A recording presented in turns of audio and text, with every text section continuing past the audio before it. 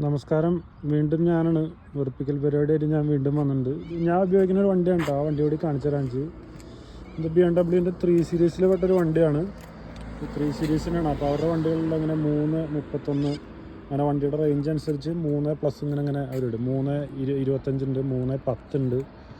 അപ്പോൾ ആ വണ്ടിയാണ്. അപ്പോൾ ഈ വണ്ടി ഒരു സെഡാൻ ടൈപ്പ് പെട്ട വണ്ടിയാണ് കേട്ടോ. അപ്പം ഈ വണ്ടിയുടെ ഒരു സംഭവം എന്ന് വെച്ചാൽ ഇതിൽ BMW സ്പോർട്സ് പാക്കേജ് ആഡ് ചെയ്തിട്ടുണ്ട്. അപ്പോൾ ഈ വണ്ടി ഭയങ്കര പവർഫുള്ളാണ്, ഭയങ്കര നോയ്സ് ഉണ്ടാക്കും, വണ്ടി പെട്ടെന്ന് പിക്കപ്പ് വരും. അപ്പോൾ അതിൻ്റെ ഒരു സിമ്പിളാണ് ആ ബ്ലൂ ഡിസ്ക് ബ്രേക്ക് പരിപാടിയൊക്കെ കാണുന്നത്.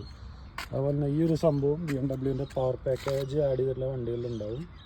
അപ്പോൾ അത് വണ്ടി കാണാൻ രസം. വണ്ടി ഒരു ഇങ്ങനെ ഒരു ചെറിയൊരു കുതിക്കാൻ നിൽക്കുന്ന ഒരു സെറ്റപ്പിലുള്ള ഒരു വണ്ടിയാണ് കേട്ടോ. സെഡാനാണ്, പക്ഷേ വണ്ടി ഒരു എന്താ പറയുക, ഒരു ഇങ്ങനെ ഒരു എയർക്രാഫ്റ്റിൻ്റെ പോലെ മുന്നിലേക്ക് കുതിക്കാൻ നിൽക്കുന്ന സെറ്റപ്പിലാണ് ഈ വണ്ടി ഉള്ളത്. അപ്പോൾ ഈ വണ്ടിയുടെ ഉൾഭാഗം ഞാൻ കാണിച്ചു തരാം. വണ്ടിയുടെ ഉൾഭാഗം എല്ലാം കീലെസ് എൻട്രിയാണ്, കീ കയ്യിലുണ്ടായാൽ മതി. അപ്പോൾ ഇതിൻ്റെ സീറ്റൊക്കെ ഒരു സ്പോർട്സ് വണ്ടികളുടെ അതേ സെറ്റപ്പിലാണ് ഇതിൻ്റെ സീറ്റൊക്കെ സെറ്റ് ചെയ്യുന്നത്. സീറ്റെല്ലാം ഇലക്ട്രിക്കലാണ്. പിന്നെ അതിൻ്റെ ഉള്ളിൽ കയറി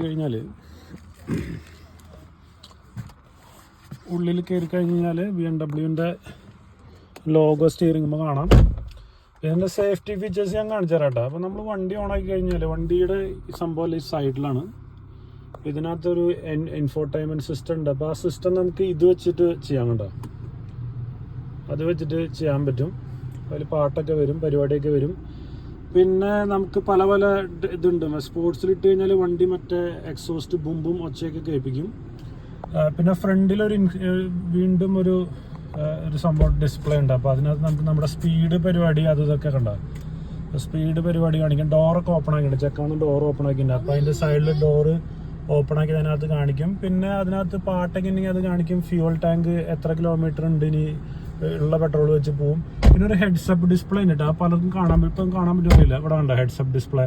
വണ്ടിയുടെ സ്പീഡ്, നാവിഗേഷൻ എല്ലാം ഹെഡ്സപ്പ് ഡിസ്പ്ലേയിൽ കാണാൻ പറ്റും. ഡ്രൈവർക്ക് മാത്രമാണ് ഈ ഹെഡ്സപ്പ് ഡിസ്പ്ലേ എന്ന് പറഞ്ഞ സാധനം കാണാൻ പറ്റുള്ളൂ, വേറെ ആർക്കും കാണാൻ പറ്റില്ല. അത് എത്ര വെട്ടുണ്ടെന്നുണ്ടെങ്കിലും കാണാൻ പറ്റും. അത് ഈ ഉള്ളിലുള്ള ഒരു ഡിസ്പ്ലേ ഉണ്ട്. ആ ഡിസ്പ്ലേന്ന് ഗ്ലാസ്സിലേക്ക് അടിക്കുമ്പോഴാണ് നമുക്ക് കാണാൻ പറ്റുക. അത് നമുക്ക് അപ്പോൾ സ്പീഡ് എന്തൊക്കെ നമുക്ക് ഡ്രൈവ് ചെയ്യുമ്പോൾ ഫ്രണ്ടിൽ തന്നെ കാണാൻ പറ്റും. പിന്നെ ഇതിൻ്റെ AC ഭയങ്കര പവർഫുള്ളാണ്.